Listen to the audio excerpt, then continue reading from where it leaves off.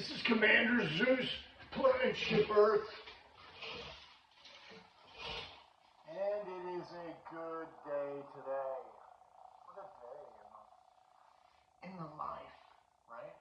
Because today is the only day that we really live. You know, I've had some interesting conversations today. And then most of the day has been in thought. And it's kind of interesting how my thoughts, as I was walking into a place thinking of a thing, they bring up the very topic of what I've been thinking about from another point of view, but I think their point of view has been a point of view I've had based upon limited information, so I shared what I know. And what normally happens is someone disagrees because they don't know what they don't know, and it's okay. You know, conversation is like that, because sometimes you can only see at a level that you can see. And it's the same true for me, right? Because I can only see at the level that I can see today, and it is beneficial to have seen at the level, say, someone else expressed interest in and saying, you know what, at one point in time I felt the same way, but today, this is what I found out. And if they can hear it, they'll hear it. If they can't, sorry. It's just the way it is, right? It's just, I mean, when it comes right down to it, any form of help has to be self-derived because the person involved, i.e. me, the center point, or let's say somebody else who the help's being directed towards, that would be a center point and desire to explore further. A lot of times we don't have the desire and we get stuck in a cycle, and it's okay. And it's okay because the cycle will discontinue at the moment I choose to discontinue living that particular way. And for some, and I have been one of the some at different points in time, my opinion didn't matter because I don't feel the way they feel.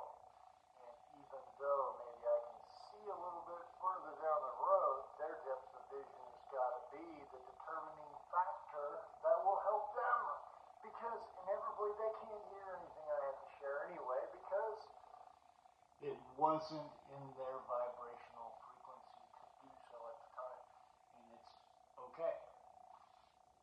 And it helps out with everything, really, if you think about it, because it helps out with relationships. If I'm not in one unison with one particular person, it doesn't mean that there isn't a person out there that is in a vibrational cohesiveness to what I have to share and what I'm cohesive to what they have to share. That's the center right there, because two working together always is more beneficial. One, with the delusion of two working together, well, again, that comes from self, because I've been there. I've done that. And I did it with agreement, actually. But it was okay, because the agreement was for me to be free to feel what I had to do. And I did. And that was the agreement, because life is just that, the substance of what I feel.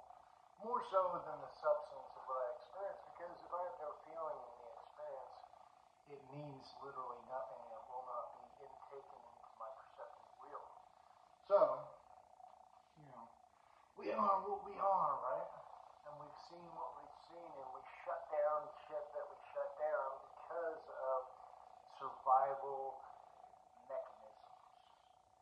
And so, when I come to the point where I don't care anymore what other people can say or do or whatever, and realize that I am the center point of the emotional exchange. I am the center point. Center point being, I feel the way I feel. I feel the way I feel about you. And there ain't nothing that you can really do. Right? I feel the it's true. If you carry an expression of love to all will be the inward expression because to feel love, I must give it. That's the interesting thing. And it's kind of not exactly what I was looking for, right? Because I thought it was all outside there and I needed to seek it to come to me. Come to me, love. But the fact of the matter was, it was never a person. It was just my ability to give. Because to give is to attain the feeling of it. And if it's no superficialness behind it, you can't do it to expect to get the return. You must become the return and then give it. See, I have to encourage myself. I have to feel myself. And in the times that I don't feel it, I am not required to do anything, honestly. Because if I'm not feeling it, I get no benefit from the exchange. I'm just doing the exchange as a lifestyle. But, indeed, if I'm going to do a lifestyle, why not have a feeling attached to it? I don't know what your lifestyle is going to be. I know what mine is. I know what I feel inside of me. And that's the only thing I can truly be true to is me. Tell you what, as a man, and I am a man, the things that I'm looking for in exchange are things that I give. If I choose to be with a person and I choose to express all my love to them, which I choose to do that to all people, but in the same essence, in like a relationship, it's going to be all of me or none of me. This portioning, it doesn't work for me. So if I'm going to give all of me, then I receive the same amount back. But if I don't receive the same amount back, I'm not going to be second.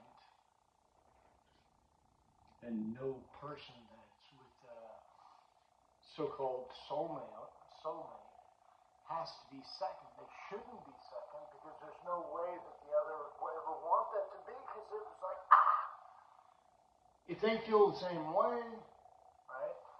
And that was an encouraging thought when someone had said that to me because I had thought I'd been in a soulmate relationship and I was for the time being. But if they were a true soulmate, there's no way I could have kept them away for the length of time they've been away. Right? If they're really your soulmate, they should want to be by your side. And if they don't, you try and tell me these rules about, soulmates are going to runners and all this stuff here. It's all a fucking story. It's a story in the mind. And it has to play itself out in the reality that you're creating because that's what the basis of a story is. A storyline in my belief patterns, and it will reign true for you. And so, I had a lot of those different stories in my mind. I actually viewed a young lady, her name was Tara, and she went on an ayahuasca adventure and found her soulmate down there, and they made love while tripping, baby. And he lived in Australia. I used to live there for a while. G'day, mate. If you're viewing this, she loves you. But she basically, Tara did not have a whole bunch of money. When I met her, she was a little scruffy. And she got a job at this one store that has to do with soaps and stuff like that. And as a girl, she got into that, and she's such a beautiful woman. She was beautiful before too, but regardless, she worked her way across the world to go see that man, and she went and seen him, and then she went to New Zealand, and then she came back to Indianapolis. That is a friggin' determined young lady who can get and do and be and have anything and everything she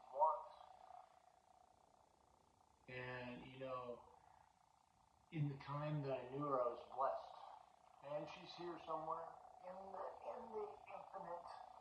And she's beautiful. And you know, if you meet Tara Colston and you have the pleasure to meet that beautiful soul, treat her as beauty as she is.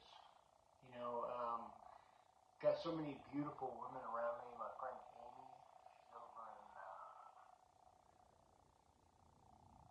Washington State, the beautiful capital. She's over by Olympia. Anyway, so she's beautiful. You know what, guys? If any of you guys view this, I would check the woman out. Hit me up on a DM, and I will check and see if she wants to vet you. And you know what? If you're within the ages that she finds in her realm, which would be in the 30s, you know, I'm believing. Correct me if I'm wrong, but, and if you're a decent fellow, she'd be the, you know what, you can join with her. That's one of the things, you know, sometimes as a man, we've been placed in these positions to say, you know what, it's all competition, right? It ain't competition. We got to work together as brothers and sisters. And you know what? I've got some beautiful sisters out there. Kashmir Savani, beautiful, beautiful, well-known inside herself. She knows herself. She's doing stuff to make stuff happen on the planet. She's available as far as I know. And you know what? Any of you guys hear this and you're like, you know what? Kashmir sounds like a good thing. Let me know. I will help you to find her on Facebook. And you know what? If you were able to find that woman and fall in love with her and she fell in love with you, you know what? You are so blessed. So blessed. There's so many great women out there. Now, there's some great men out there, and I'm just being a bridge, mate. We stick together. Why? Because we're nothing but love. And the more couples, twin flame couples, soulmates that are together, that can be expressions of love everywhere they go, it's going to be a beautiful thing. Because you know what? Every day and every way, the right woman is coming to me, and I know it to be true. But I have to be the first. I got to be the right man. You know, and I've been changing myself. Certain things in the areas where I'm getting better and better. But today is the day, and I know it is. Today is the day of my amazing good fortune at picking up gold all over. All over. Gold is everywhere. Comes from your mind, baby. Today is the day of my amazing good fortune. And every day and every way I get better, better, and better. You got to tell yourself that. Why? Because you are the commander of your vessel. So easy and so habitual are the habits of other men that we've watched go down before us, and we thought it was funny, but the truth is a man becomes what he thinks about most of the time. You know, and if that's true, we just need to watch. Look at what's happening to other people, man. Richard Pryor popped in my mind. He was funny because he was cussing all the time, and then all of a sudden, he gets into a flaming incident, right? And I think to myself, was that in respect to the vulgarity that he had put out there as a promotion for laughter against things that are really not holy? I don't know, but it seems rather these individuals that have done that, there has been a plight that has been applied to them. Even though I thought they were funny. Mork and Ork, you know, Robin Williams, really funny guy. I don't know his own personal experience, stuff like that, but a lot of the humor was directed at other people and various different situations of this and that, this person, sexual, whatever it may be, whatever was big at the time, and he was super quick at it. Yet he died, he hung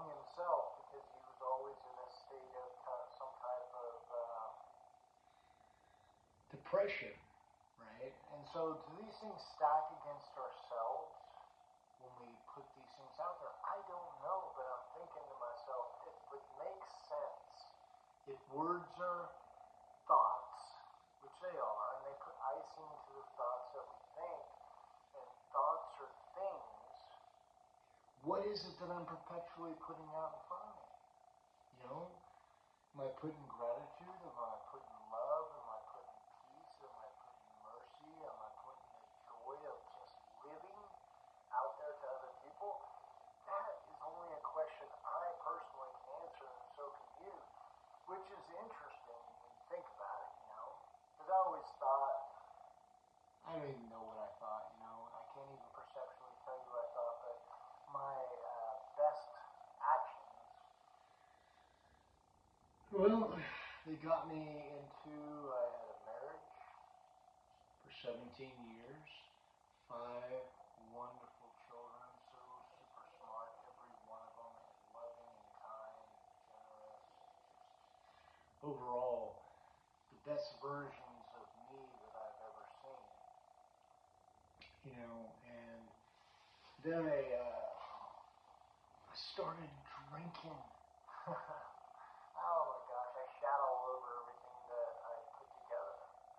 You know, I shat all over it because I had no respect for it. I had no gratitude in my heart for the joy and the peace that God had given me. I'd worked my way up to at least making $200,000 a year for about several years. And we had lived in almost poverty for a long time, but it just sort of like broke into the part where I could go to a gas station and see somebody in need, you know, they ask for a couple bucks and fill up their tank and it not even sweat me. And it was good to be able to do that. It felt great to do that. It felt great to go up to the pump, you know, and put $100 in the tank. Today, probably $100. Not three, I think it's $4 a tank, gallon, whatever, in the diesel. But the reality is, you know, these things here, it feels good to do it, and it's just an energy exchange. Now, whose energy is it? Well, it's my energy, and so what was I doing at the time? There were certain things I was doing, obviously, and they were working out well. Today's a different day, right?